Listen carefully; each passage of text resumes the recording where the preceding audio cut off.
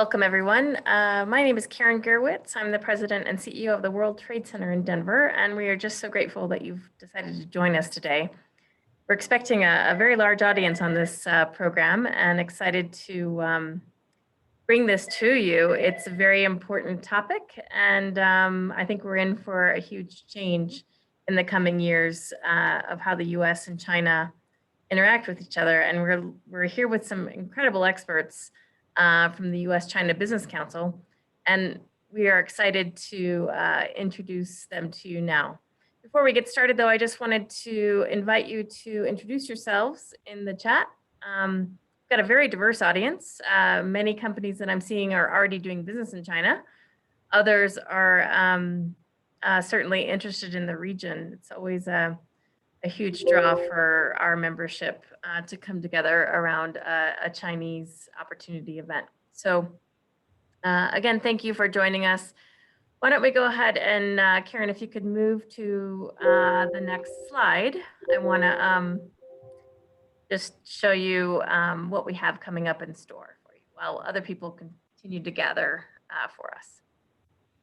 So first off, if you're new to the World Trade Center, maybe you just saw this event on our emails or our social media. We really are a trade association here in the Rocky Mountain region, helping companies to collaborate locally, connect strategically, and thrive on the global stage.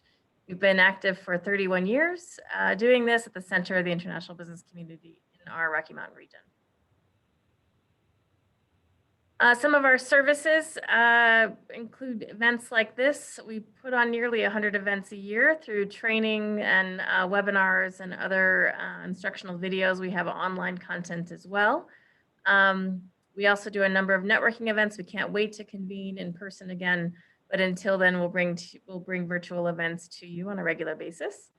We also offer global business services, so consulting services, helping companies navigate challenges as well as find new opportunities through international markets. And we're launching a new accelerator here in the coming year where we're going to help companies move to a global business in a matter of just a few months. And so it's called our Global Trade Activator, and I hope you'll check it out on our website. Next slide, Karen. So we have a couple of upcoming events. Just wanted to make sure that you note these. We're launching a very exciting sustainability series coming up in January, starting with the energy and electronic vehicles, but we'll feature other industries under the sustainability series, including supply chain sustainability. That's something you'll want to tune into. And then also, we've got other webinars and classes coming up. You can see those on our website at wtcdenver.org.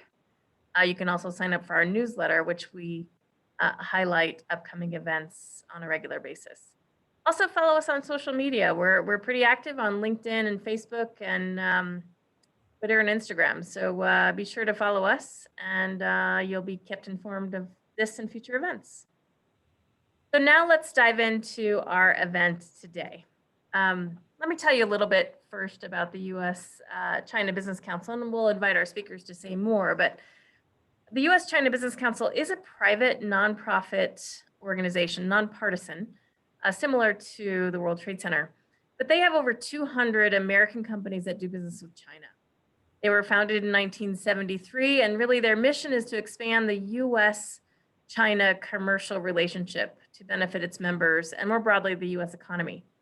It favors constructive, results-oriented engagement with China to eliminate trade and investment barriers and develop a rules-based commercial environment that is predictable and transparent to all parties. That sounds fantastic these days. So excited to welcome our two speakers. Let me introduce them to you. Kate Parker is the Senior Vice President for US-China Business Council. And in this role in Washington, D.C., he manages the US-China Business Council's China operations, as well as the analysis and advocacy work in both countries. And then we have Anna Ashton, who's the Senior Director of Government Affairs for the US-China Business Council. Anna began her tenure at the US-China Business Council in January 2016 And since then, she's served as since August 2019, she's served as the Senior Director of Government Affairs, developing and implementing the U.S.-China Business Council's advocacy on behalf of member companies. Their bios are extensive, and I don't want to spend too much time on the introduction. So I'd like to turn it over to our speakers today, and we will certainly open up questions to the audience. Should you think of some along the way, please drop them into the Q&A feature, not the chat feature, but the Q&A feature at the bottom of your screen, and I'll be watching that and interjecting with those questions where I can. So let me turn it over to our keynote speakers today. Jake, Anna, please take it away. Great, and it actually looks like Jake may be frozen, but hopefully he will unfreeze shortly. It's a pleasure to join you all. Today, I myself went to graduate school in Boulder and lived in Denver for a while, although it's been a few years now. And Jake, his family is in Colorado Springs, so both of us have some connections to Colorado. I think everybody wishes they had more connections to Colorado if they're not there. So I thought that I would give kind of a macro view of where the relationship is right now, and sort of what we've been seeing with the Trump administration, what we expect with the Biden administration, Congress. And then Jake is going to get into some more specifics, and then we'd really like to get deeper on operational issues that your companies may be facing, and specific industry sectors and challenges there, because that's where we probably can provide the most value for your specific interests. But let me get started with the macro view. We're at the beginning, basically, of a new chapter in the U.S. relationship with China, and the whole relationship is undergoing a strategic shift, and the Washington consensus is forming. I mean, it's been formed, and that consensus is essentially that this change that's happening needs to happen. I think it's important to note here that the Washington consensus predates the Trump administration. The status quo for bilateral engagement and what it was getting the United States was deeply unpopular with Democrats and Republicans in 2016. And both candidates in that campaign ran on platforms that included heavy criticism of how we were managing the relationship with China. So change was coming. The change that has been wrought might have looked a bit different under a different president, but a departure from business as usual was on the agenda. Bottom line, there is significant bipartisan support for the idea that the bilateral relationship needs to be reevaluated and realigned. And we've been seeing this sentiment from all corners in Washington and from both parties. And we're going to continue under a Biden administration to see that, though it will likely look a little bit different with a Biden administration leading policy. The Washington consensus on China is reflected in polls of the American public too. And American public sentiment is very likely to continue to be an important driver here. The share of Americans that hold unfavorable views of China has grown 20 percentage points in the last 4 years, reaching a historic high of 73% just this year. A lot of Americans have felt for a long time, as I'm sure is no surprise to you, that the trade relationship isn't fair. Certainly the benefits, we can say, haven't accrued evenly, and the costs have not been paid evenly. And the high profile trade dispute and the damage wrought by the COVID-19 pandemic that originated in China have factored heavily into growing negative perceptions of China in 2020 and intensified pressure for political candidates to articulate tough on China platforms. The China policy changes we've witnessed these last 4 years are often attributed to the White House because of the fact that the Trump administration took such a sharp turn away from the dialogues and the mechanisms that had come to define US engagement with China in the past couple of decades. But it's important to keep in mind again that the Trump administration didn't kick off a big shift in our China policy just out of the big blue sky, and not by itself. Public sentiment was a big driver for change, and even bigger now. And public sentiment hasn't just been driving the executive branch, it's been driving an activist Congress that has proposed nearly 500 China-related bills and resolutions in just the past 2 years, often in an attempt to pressure the chief executive to make bolder policy moves where various members of Congress in both parties felt that the administration could be tougher. I like to compare what's happening on the Hill with regard to China to what happened after 9/11 in the 107th Congress with counterterrorism. There were 130 bills and resolutions proposed in late 2001 and 2002 that had anything to do with counterterrorism, versus nearly 500 China-related bills and resolutions that have been proposed in the last 2 years. That, to me, sums up the zeitgeist over China better than almost anything else. And it used to be just one or two China issues that caught the attention of a couple of committees on the Hill, but now there's this broad range of issues that fall within the jurisdiction of many different committees. More and more lawmakers are paying attention and claiming a stake in the debate over the future of the relationship. And business is having to grapple with issues that are not always ones that would be considered traditional business issues or arenas where business typically engages in the conversation.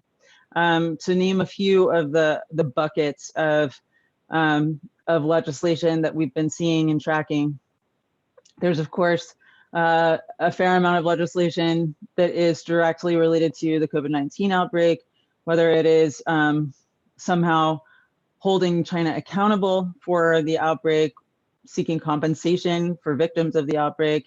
There are the espionage concerns that are highly publicized, better protection of sensitive technology, better protection of intellectual property, decreasing perceived over-reliance on China in various industries' supply chains, formalizing a closer relationship with Taiwan, supporting democratic rights in Hong Kong, protesting possible human rights abuses elsewhere in China, such as reports of forced labor in the Xinjiang Uyghur Autonomous Region, and managing and restricting flows of US capital and investment into China or Chinese companies. Those are some of the major buckets.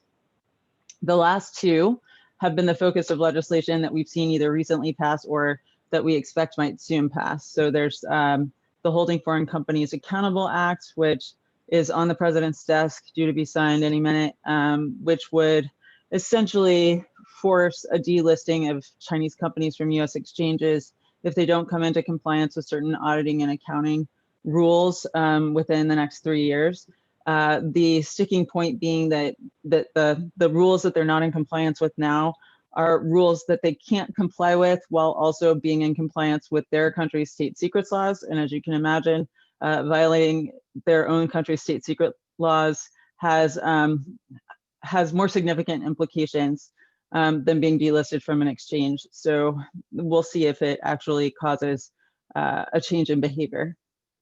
And then the other one is the Uyghur Forced Labor Prevention Act, which we think is pretty likely to get voted on in the Senate in the remaining days of this Congress. And if it is passed, it will create a presumption that all goods made in whole or in part in Xinjiang are made with forced labor and can't be imported into the United States. And it's a presumption that's hard to overcome. And in some industries, it is going to be very difficult for companies to show with absolute certainty that their goods haven't touched that province or that region of China in some way. So it definitely has some pretty significant supply chain implications for a range of US companies.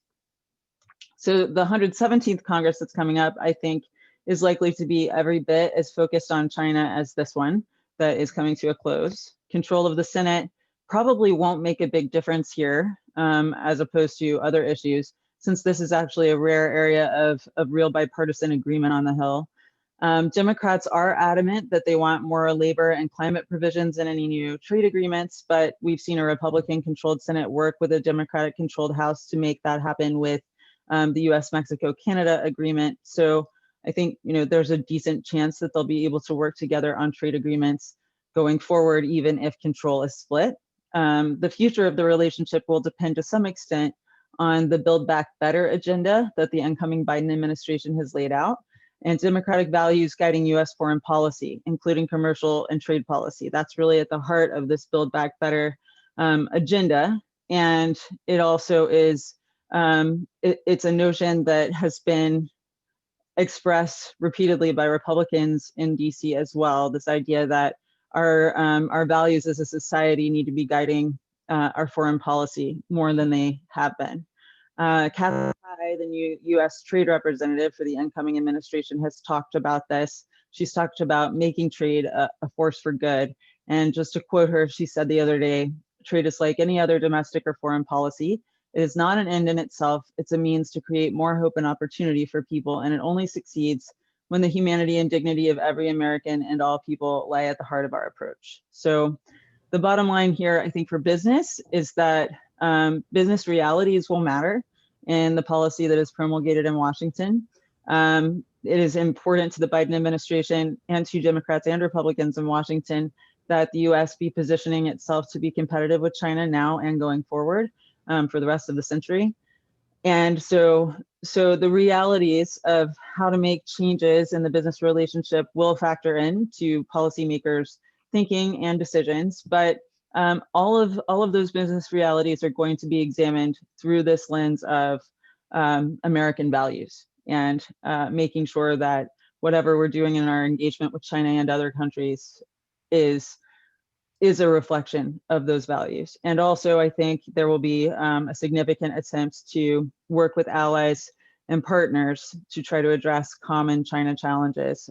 That will be a bit of a departure from the Trump administration's America First, more unilateral approach. But I will stop there and let Jake pick up. Thanks, Anna. Am I unfrozen and coming through now? Perfect, fantastic. Well, first of all, thank you so much to Karen, both Karens, and for the World Trade Center in Denver for having us today. As Anna mentioned, I have a long-time home in Colorado Springs and looking forward to flying back there on Saturday. One of the key areas of focus for many of us is the Biden administration's policy positioning vis-a-vis China. Before we get into how we expect the new administration to approach China on trade and a number of other areas, we'd like to review what actions might be taken in the waning days of the Trump administration and how that will inform or inhibit the new administration's maneuvering capabilities when it comes to writing a new policy for engaging with the Chinese government. Generally, we should take these actions and put them into three different buckets. The first is executive orders. Executive orders are signed, written, and published from the President of the United States, and they manage the operations of the federal government. We should also look at regulatory actions, and these are the things, the actions that existing regulatory authorities can take and use in new ways in the waning days of the administration. And then finally is export controls actions. These as well are existing regulatory actions, but they're specific on focusing on specific Chinese companies and restricting their access to certain American technologies. Now let me get into some examples of each of these. For executive orders, in November, right after the election, the president signed a new executive order banning investment in Chinese military companies to take effect by January 11th. This is already being implemented with American financial companies as they begin to announce the removal of certain Chinese companies from their index exchanges listed on US and international markets. Another example would be a regulatory action. Just 2 weeks ago, Customs and Border Protection announced a blockage of imports of cotton from the Xinjiang production and construction companies, something that's using a regulatory authority called the withhold release order. Effectively, it prohibits any kind of imports of products that are produced by an entity as a result of forced labor being presumed in that supply chain. The last one is export control actions. This is an area that the administration is very focused on. Currently, they're focused on China Telecom. Also, there was a leaked Commerce Department list on including 89 Chinese aerospace and other companies that they viewed as having significant military ties. If that list were published and finally released, it would greatly restrict the technologies that those Chinese companies could procure and acquire from American technology firms going forward without license approvals from the Bureau of Industry and Security, the group that oversees export controls. I want to talk a little bit about the durability of these actions. I think one of the questions that we get is, does it really matter what actions the Trump administration takes in the lame duck, the period between the election and the inauguration, and will it really hobble the new administration? Two ways to look at this. The first is legal. So obviously, a new president will have the authority to roll back executive orders. He can direct Customs and Border Protection to remove a withhold release order. Obviously, export control actions are also within the purview of the executive branch. So yes, legally, the president will have the authority to roll back some of these actions. However, the other thing we have to consider is the political considerations of doing so. And if you think through the examples I shared with you and dig into them, it's very impolitic, potentially, to roll back some of these actions. For example, if we're rolling back a withhold release order on the Xinjiang region that comes from there, the new president would explicitly be stating that forced labor is not a challenge in that area, and it's not being used in the production of cotton. It's something that they're probably not going to want. It's not the type of action they're going to want to take in the early days of the administration, particularly when Anna said there's this unified view in Congress in particular, both Republicans and Democrats, that this is an issue that needs to be addressed. Same with the export control and entity listings. This is another area where the administration would proactively have to indicate that the companies that are on these lists are not owned by the military, a fairly high bar, something that would take some political capital to do. And it's just frankly unclear if they would want to take those actions, even if they undermine the potential policy prescriptions they'd like to use vis-a-vis China. So I raised some of these things as items to keep on your agenda. Some other things that could happen in the next few weeks. A lot of rumors about something happening with Taiwan, maybe a very senior level visit from a senior American official, potentially declassifying information around what's been happening in Xinjiang related to human rights, potentially on the origins of the COVID-19 pandemic. We also hear a lot about actions against Baidu, Alibaba, Tencent. But again, there's not a lot of time left in the administration, so the clock is ticking. Let me pivot very briefly just to talk about what we expect in the new Biden administration, particularly on some of the issues that will be of interest to this group. On trade, and particularly tariffs. The Biden campaign was outspoken on the Section 301 tariffs, recognizing the economic damage that's been done to American manufacturers and farmers. In our conversations with the campaign and the transition, we're told the Biden administration is unlikely to immediately roll back the Phase 1 tariffs targeted at China. Indeed, tariffs against China are expected to be part of the Biden toolbox and used in ways similar and perhaps different from President Trump.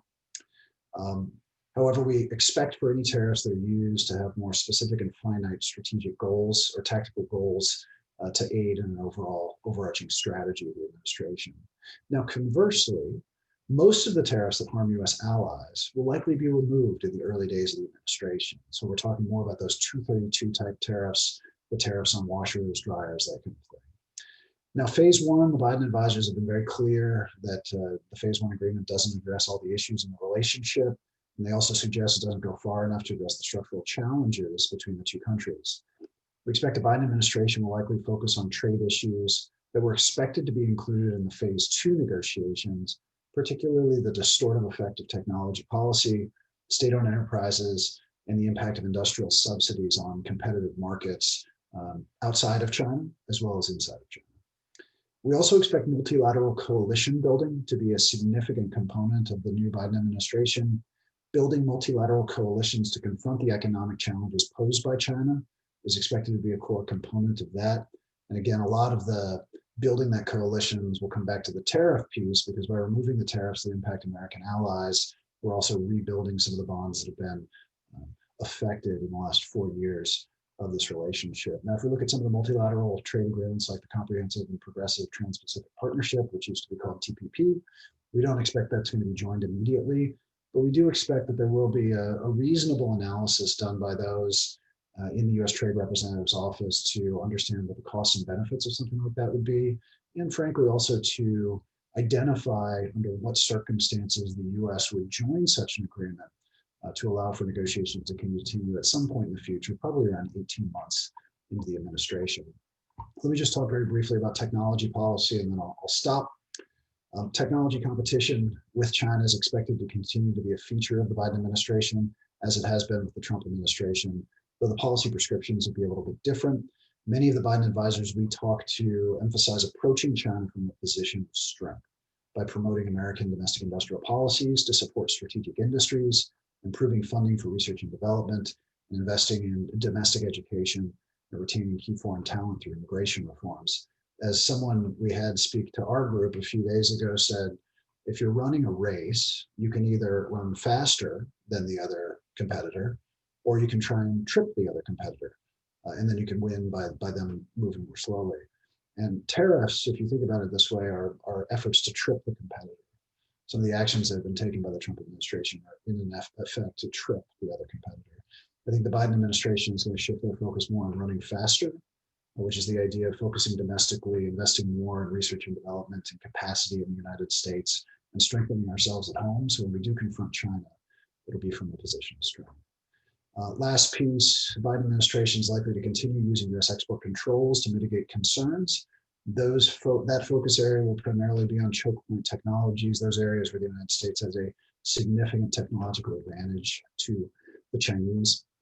Frankly, there's only a very narrow set of those that are left. You can think of things like semiconductor capital equipment manufacturing, design, automation, software for the production of semiconductor chips, and a few other areas.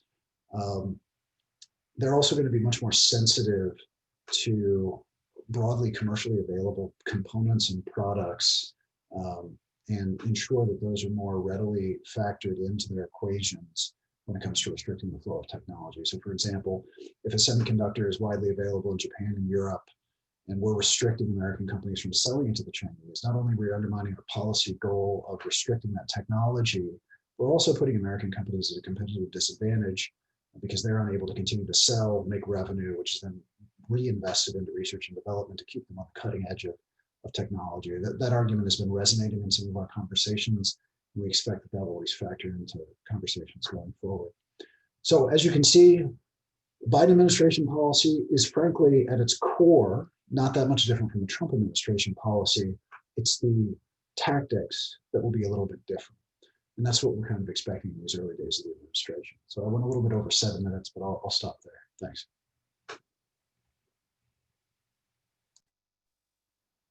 Well, thank you both very much. That was a whirlwind of information in a short amount of time. And I appreciate your emphasis and knowledge on this topic. I'd love to dive into some case studies, if you will. You work with 200 corporate members. What sort of stories are you getting from them, how the tariffs are impacting their bottom lines? Can you share any cases or just more of the practical implications of some of the tariffs that we've experienced of late? And if those are hard to do, I understand that you don't need to share any brands. We're just trying to. We know that this is affecting Colorado companies and our members, and we hear stories of it daily. Yeah, maybe I can offer just 2 quick examples, Anna, and then any that you might like to add as well. So one of the areas that many of our companies are focused on is the aluminum tariffs.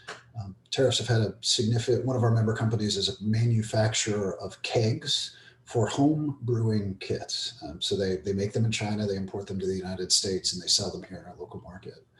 The tariffs have been a significant impact on their business, but they've now begun to bake them into their budgets. Unfortunately, they haven't been able to raise the costs that they sell those products to their end consumer, meaning that their margins are impacted, obviously hurting their business prospects overall. Now, one of the things that this business did was twofold. The first was it talked directly with Commerce, who controls the 232 tariffs, and it sought a tariff exclusion through that process. They were ultimately unsuccessful, unfortunately, but that was one thing that many of our companies have pursued, and some, though a fairly narrow set, have been granted those. The other thing that they did was recognizing that their product was a bit more ambiguous than some of the other products that were coming in.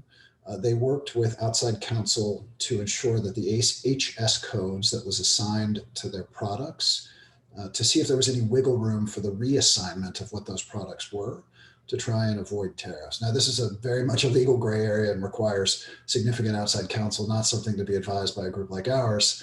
But there are some ways that companies are approaching these issues to try and defer some of these tariff actions. Just one more example on a broader supply chain perspective.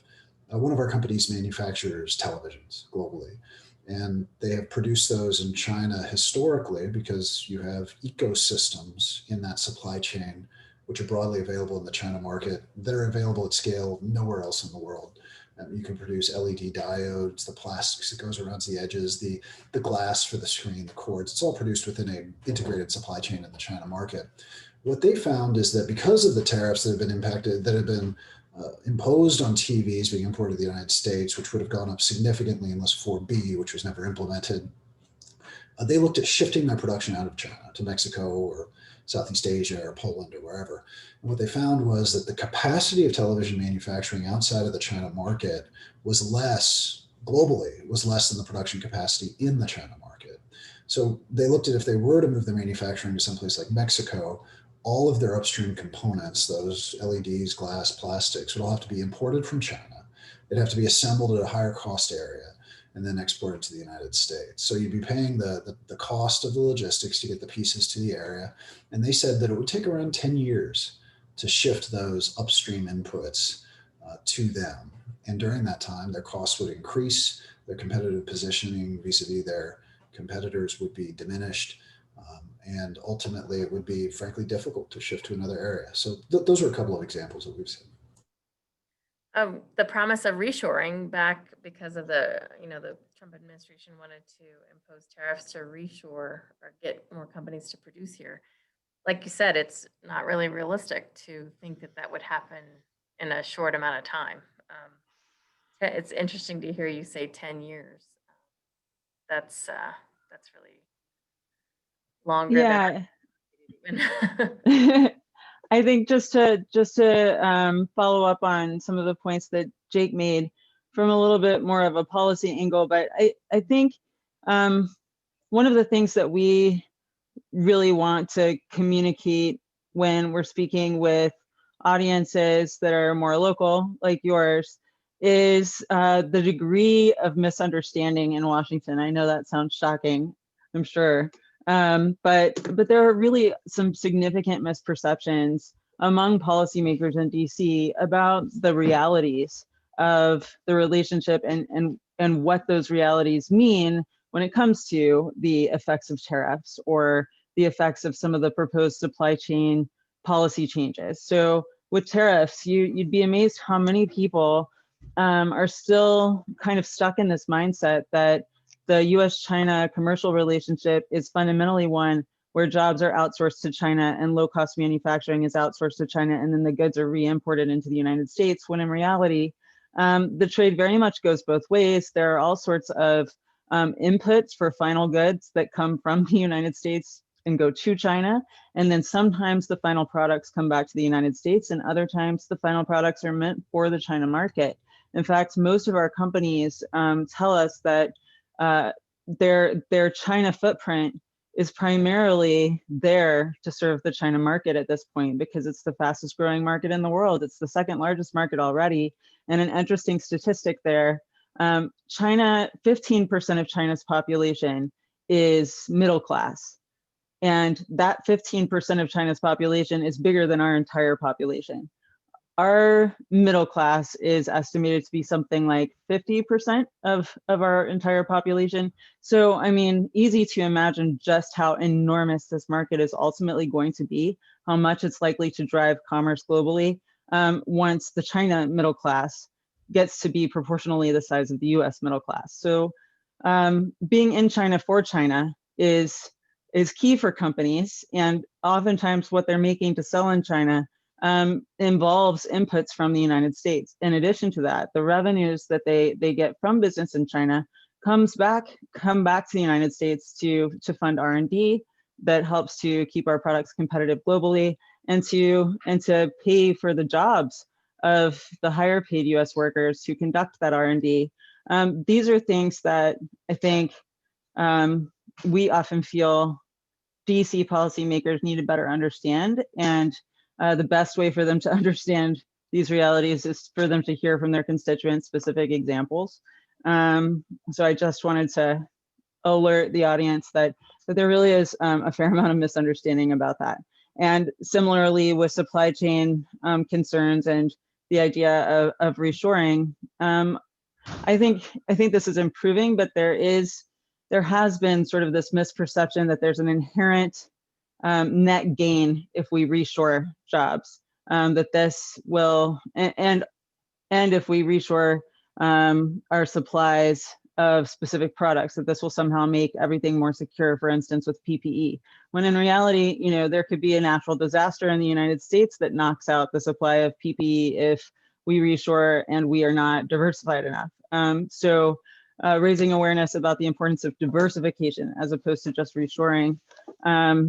that too is a conversation that policymakers, I think, would really benefit from having with constituents who can give them more specific examples. Yeah, thank you for sharing that and setting the record straight. I think you're absolutely spot on there from our clients that we experience. I'm also glad that you all talked about the shifting now into more sustainable supply chains, because we are going to be launching a sustainability series, as I mentioned at the onset. And you talked about Shenyang. I'd like for you to share if you have any case studies or stories of companies whose brands have been burned because of the forced labor issues in China. Can you share any, maybe you don't, again, have to share the brands, but maybe the industries or the topics that are or horror stories that you're hearing? I think it would be eye-opening for some of our clients. Well, I can give some, we're not going to name any companies, but I'm sure that there are people who have read You can start us off some here. of We're following this issue really closely. Okay, who have read some of the headlines. And I think, you know, the spotlight has really been on the apparel and textile industry so far, more so than other sectors. And that's because initially policymakers were looking at banning products that were made with Xinjiang cotton. And as it happens, 20% of the world's cotton comes from Xinjiang. And then beyond that, something closer to 70 or 80% of the yarn used to make textiles, but especially apparel, is made in China. And China is the third largest importer of US cotton. US cotton is long staple cotton, Xinjiang cotton is long staple cotton, and China blends cottons when it makes most of its yarn. So even if companies are able to ensure that absolutely no part of their supply chain for producing textiles touches Xinjiang, even if all of their operations are in Indonesia or Bangladesh or Sri Lanka or wherever, being able to certify beyond a shadow of a doubt that there's no Xinjiang cotton in the apparel it's actually like it's not quite technologically possible yet. There is technology that is on the cusp of being rolled out that can say definitively if a 100% cotton good includes Xinjiang sourced cotton, but most of our garments are not 100% cotton. So this is a real challenge for that industry, and not just for that industry, but you know, recent articles and news stories about this have included quotes from policymakers who are dubious of companies' claims that they are trying to work with lawmakers to find functional, enforceable, and doable changes to the supply chain situation that currently exists, and sort of speculate that this is just about the bottom line for companies. Of course, for every company, the bottom line is a concern. Reputation is another huge concern, and no company wants its reputation tarnished by speculation that it is somehow complicit in supporting forced labor. So companies really do care about this. The solutions are not as easy as some policymakers would like to make them sound. Okay, thank you for that. I did get another question in here from our audience. It's a good one. It says the phase 1 deal commits China to importing a certain amount of agriculture goods in calendar year 2020, which they're not on pace to achieve. What does this mean for the US ag industry, and which is super important for Colorado, as you know, and more to Colorado products? So how does this, or how will it affect 2021 policies? It's a difficult question. The Census Bureau trade data released last month showed that the US exports to China during the first 9 months of 2020 were about 54% of the 186 billion level for the same period in 2017. That includes 130 billion in goods and 56 billion in services. On agriculture specifically, there was recently a report released by USTR and USDA on that estimated that China had purchased around 23.6 billion, or 71% of its target for agricultural goods in 2020. Now, it's important to note, and I cite here Chad Bound from the Peterson Institute, that this calculation is based partly on export contracts reported by companies and not necessarily on items that have actually shipped and been imported by China, as the Phase 1 trade agreement stipulates should be how these metrics are qualified. So actually, agriculture is one of the bright spots in the purchases piece of the Phase 1 agreement, or the expanding trade part of the Phase 1 agreement. And when we talk to our agricultural commodities companies, they seem quite pleased with the progress that China has made. China is not going to meet its targets for the year. And when we talk to USTR about what that means, they don't have a clear answer yet. You know, there are policies within the Phase 1 agreement that would allow for a formal complaint to be raised. It takes about 90 days to resolve.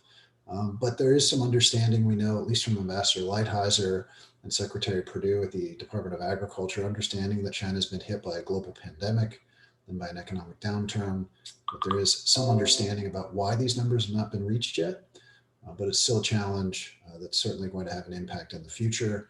I think the big question is, how does the Biden administration take this lack of implementation, and how does it affect their appetite for continuing with the Phase 1 framework, and how they decide on their negotiating strategy with the Chinese in the future? Great. If you all could be in a room with President-elect Biden for half an hour, what would be some of the policy suggestions, or even just things to keep in mind in moving forward our trade relationship with China in the Anna, why don't you go first? coming years? Just that little question. Jake's going to have lots of good ones. I think, big picture, we would want to reiterate that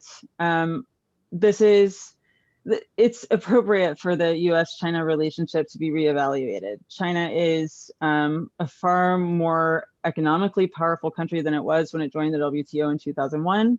And of course, also has the second largest military in the world, and is pouring resources into its military. And we do have different ideological foundations. We have some contrasting values. We have some incompatible, sorry about my dog, strategic priorities. I think it is important for everyone, especially the business community, which has an investment and a stake in the commercial relationship, to acknowledge the importance of making sure that we are considering the entire, considering holistically what is best for the United States, and recalibrating the relationship accordingly. But it's not the 20th century. This is not the USSR.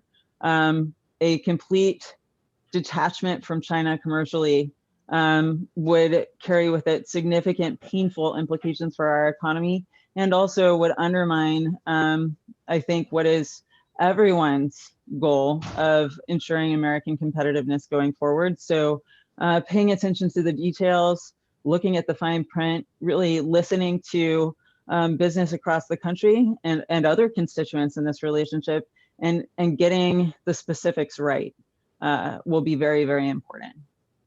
Yep. I would actually drill down on one of the pieces that Anna mentioned specifically, and that is the commercial relationship between the US and China has been called the ballast of the overall relationship.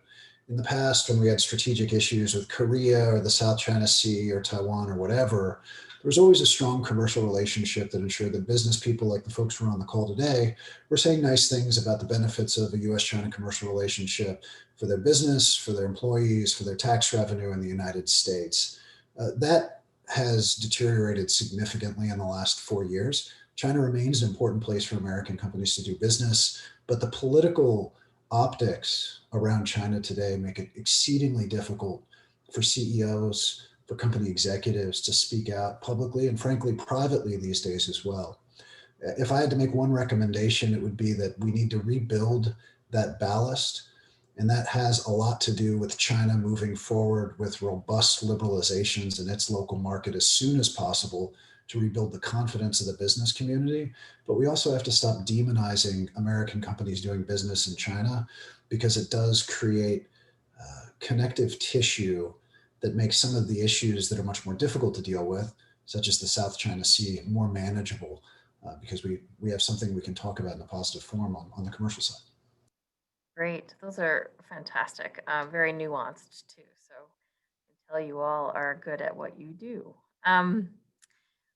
One thing I have, it's just kind of a crystal ball question.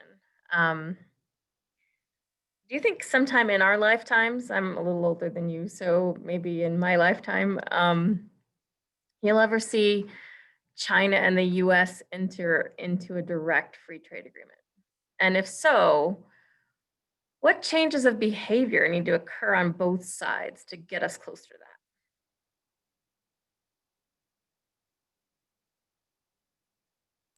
that? I can imagine a scenario where we have a bilateral investment treaty with China. I don't think we're yet at the point where China could enter into a free trade agreement with the United States. Frankly, it just doesn't meet the standards that we set with those agreements today. The role of state-owned enterprises, of industrial policy and its domestic development, the role of data, which we don't necessarily have a terrific definition of currently here in the United States, or at least how our policy should be formulated there. But I think an FTA anytime in the future is very unlikely. A bilateral investment treaty might be possible, but frankly, I just don't know if a new administration is going to want to spend the effort to negotiate within that framework when there's so many other things that they could pursue. Yeah, good answer. I understand. I have to agree with you on that. I'm glad you addressed to the RCEP and the TPP, because I've been curious whether the Biden administration will try to get us back into the TPP, so that we can leverage our strength against China. And now their brand new RCEP, which is incredibly bold and strategic and well timed, I would say.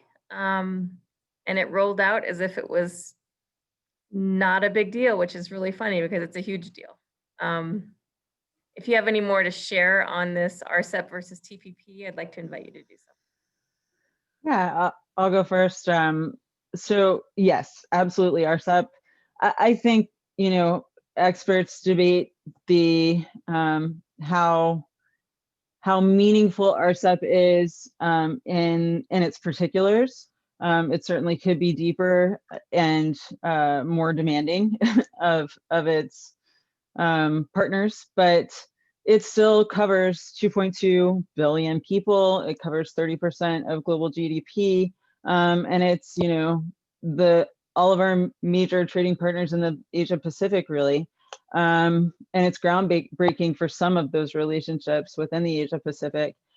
And right on the heels of the RCEP announcement, China indicated that it was interested in itself joining the CPTPP. Taiwan has said the same thing.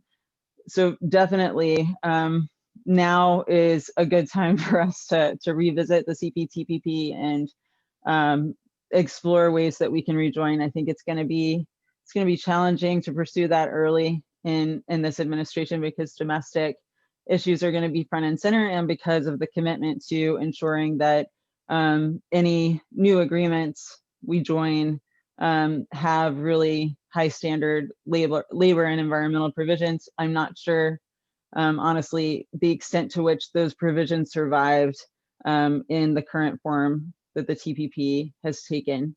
But I believe that is on the Biden administration wish list, even if it's not on their priority list, and I hope that they get to it. I agree with Anna. I would just add one little bit of context on something that you said, Karen. And I think we view TPP not as a way to compete with China, but as a standard to which we hope China can rise, so that it opens its markets and it liberalizes its domestic investment environment in a way that benefits not only American companies, but also the global economy, because a more open and liberal China economic system is good for everyone. And we used to see a bilateral investment treaty as a on-ramp to TPP. Of course, as Anna mentioned, there are deep political headwinds to trade agreements now in the United States, not just that one, but any one, frankly. We have a new USTR that's very focused on labor issues, who negotiated those into the new NAFTA. And so it's an interesting time because America's general trade policies have shifted so much. I don't know if there's an appetite among our voting public to pursue these types of agreements going forward. No, it's a shame too, because I think the multilateral agreements are the ones that actually do raise the stakes for all players and raise our best selves. And I was actually hoping RCEP would do that as well. I don't know if it's deep enough to do that, but I am in favor of multilateral agreements. I'm hoping we can move to more of those going forward.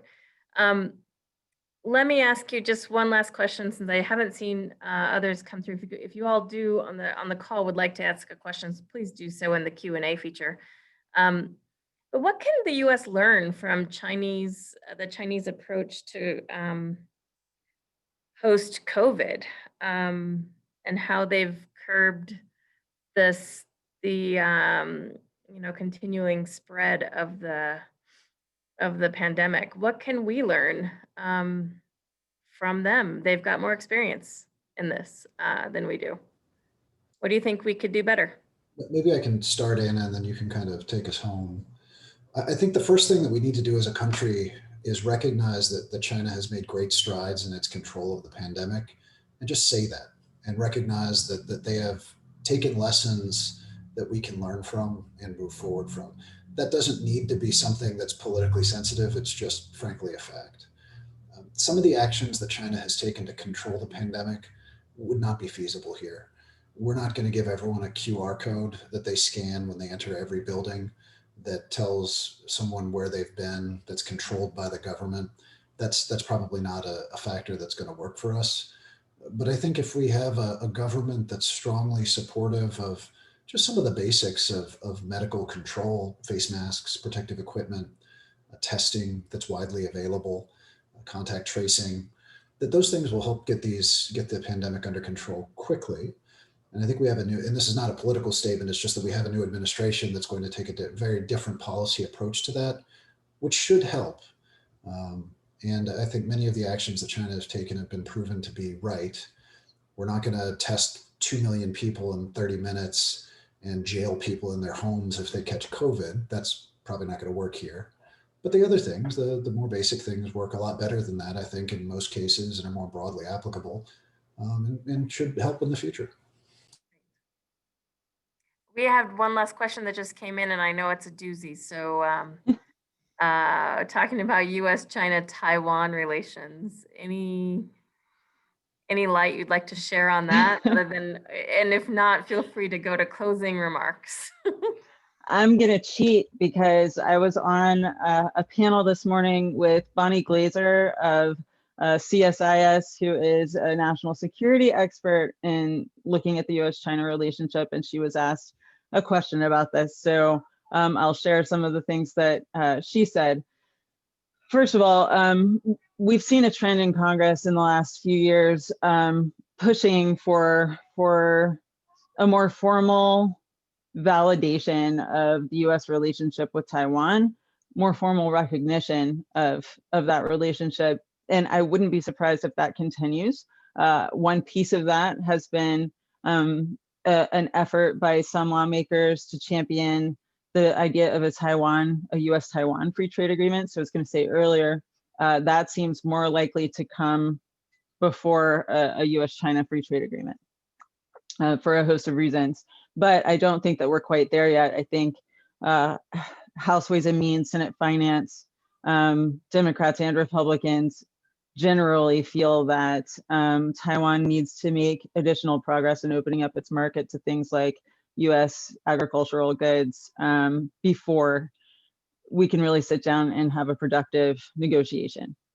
In terms of, obviously, if we were to have a free trade agreement with Taiwan, or in other ways more formally recognize Taiwan as an independent nation state, that would ruffle feathers in Beijing and complicate our commercial and strategic relationship with China.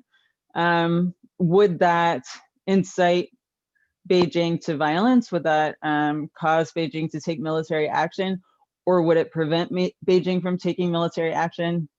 I think what I got from Bonnie Glaser this morning was that there are so many more reasons why Xi Jinping, practically speaking, should want to avoid a confrontation in the South China Sea, or sorry, in the Straits, than want to enter into a confrontation, that she thinks it's exceedingly unlikely that we're going to see any sort of intentional military military campaign there.